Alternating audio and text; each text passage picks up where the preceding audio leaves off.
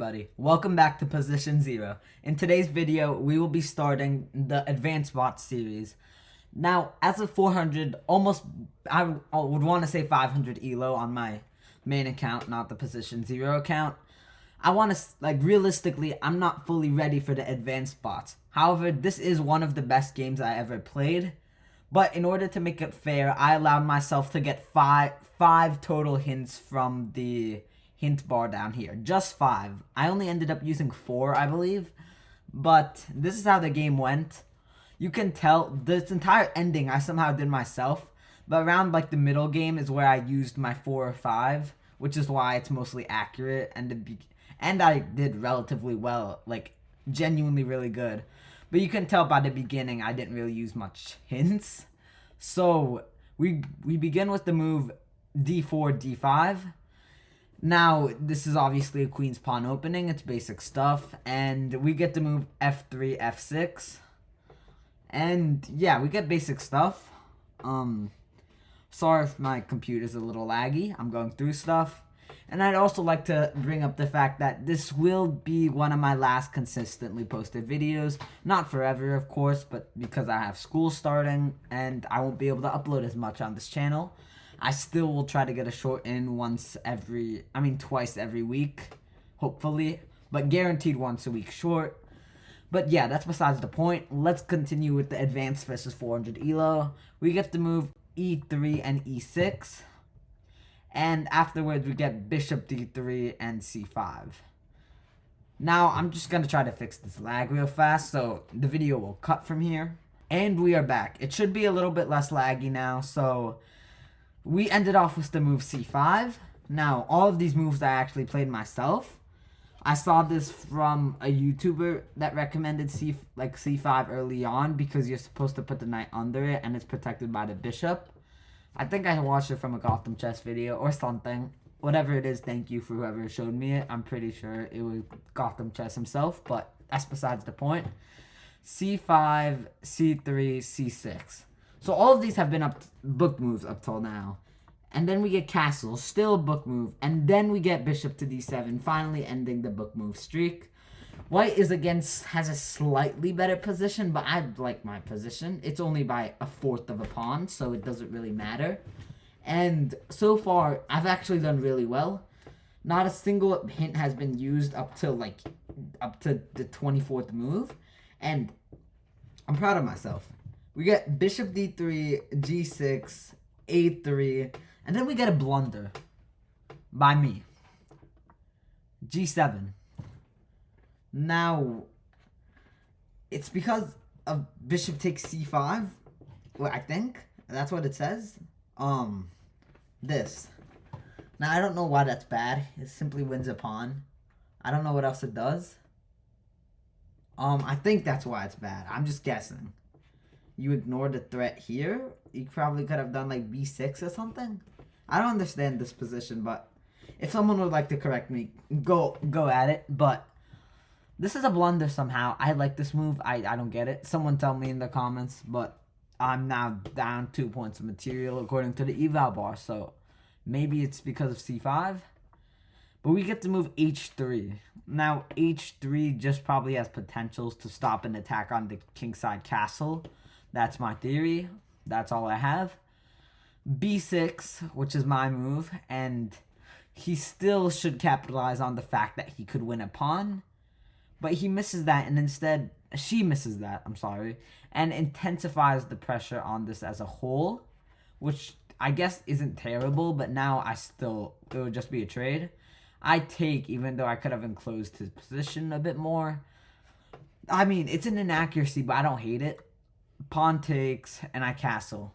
So there's been a lot of mistakes already. There's been blunders, there's been misses, and yeah, that's basically it. b5.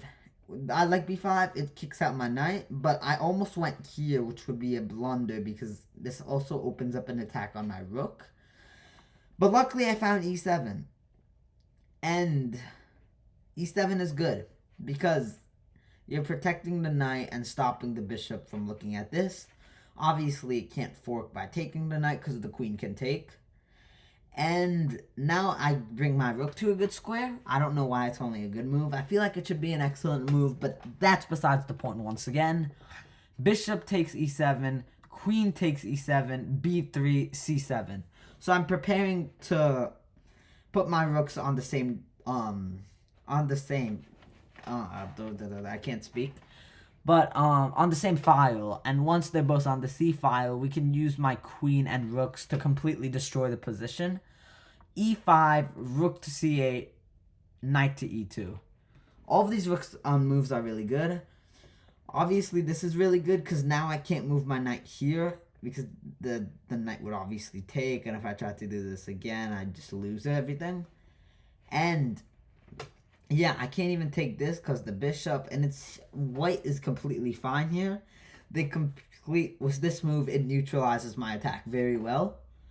Bishop to e8. Actually, I think this might have been the only move I used with the hint feature. I actually have no idea what it does, but because the hint feature told me it, I just used it.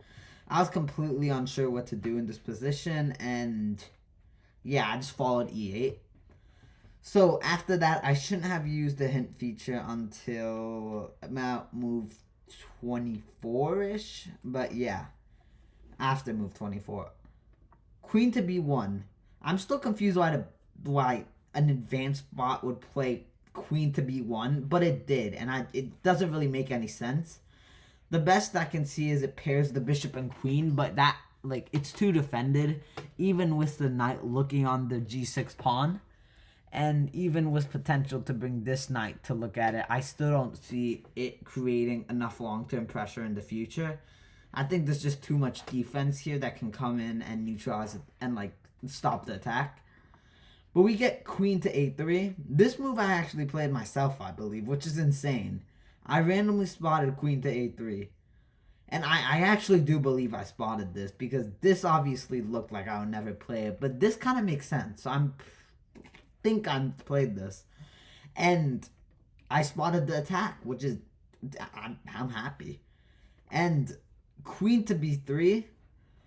Wendy decides to lock in, and now we're in this position. I accept the queen trade, and I actually did really good. But of course, the mistakes begin. After knight to e4, white plays f3.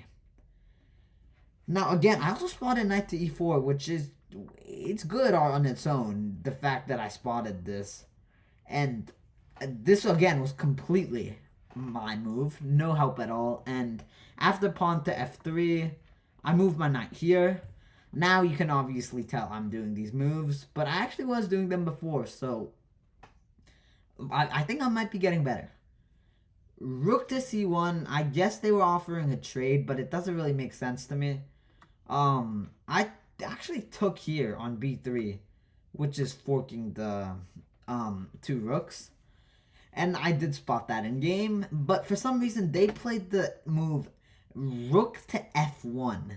Now rook to f1 makes completely no sense, because I think it'd be better to take on c7. Yeah, rook to c7 is best, because then you'd have something like this, and now white can retreat its bishop somewhere. I mean, its rook somewhere. And of course that doesn't happen, and she messes up completely. And now I simply win a rook, and they don't even take back.